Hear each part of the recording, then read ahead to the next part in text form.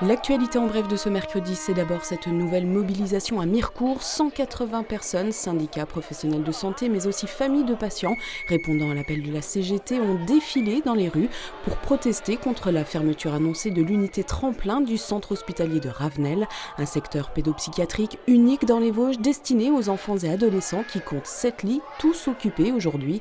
Les salariés du CH de Ravenel rappellent même que les besoins dans le département sont plus importants que l'offre de soins proposée.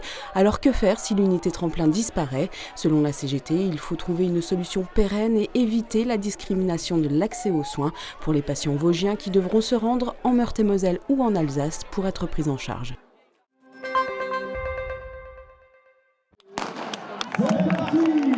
Les 2 dernières éditions avaient été annulées à cause de la crise sanitaire. Ce 17e trail des terroirs vosgiens est donc très attendu. Proposé par la Chambre d'agriculture, il fera son grand retour ce dimanche.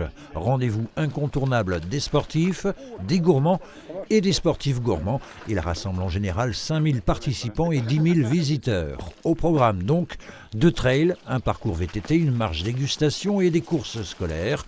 Sans oublier bien sûr le traditionnel marché des producteurs et les animations agricoles et forestières. Le tout au parc du Château à Épinal.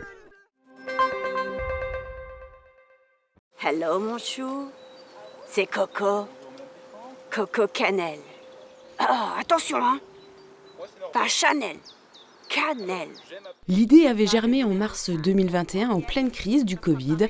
Comment se produire quand on ne peut plus jouer dans les salles ni même se rassembler ? La solution, le théâtrophone, une initiative de la compagnie Le Plateau Ivre de Vanier, avec des comédiens amateurs qui appellent depuis le théâtre de verdure et après inscription préalable, des participants pour leur jouer gratuitement par téléphone des scénettes de 10 minutes. L'expérience menée au printemps dernier avait semble-t-il beaucoup plu avec une centaine d'appels donnés aux 4 coins de la France. Elle a donc été reconduite dimanche dernier, 25 appels avec pour fil conducteur le chocolat bleu, la dernière création du Plateau Ivre dont l'habituelle saison théâtrale aura lieu quant à elle à moins d'une nouvelle mauvaise surprise sanitaire en juillet et en août prochain. Un tel chocolat bleu qui rend les gens tels qu'ils sont, c'est une menace pour l'État.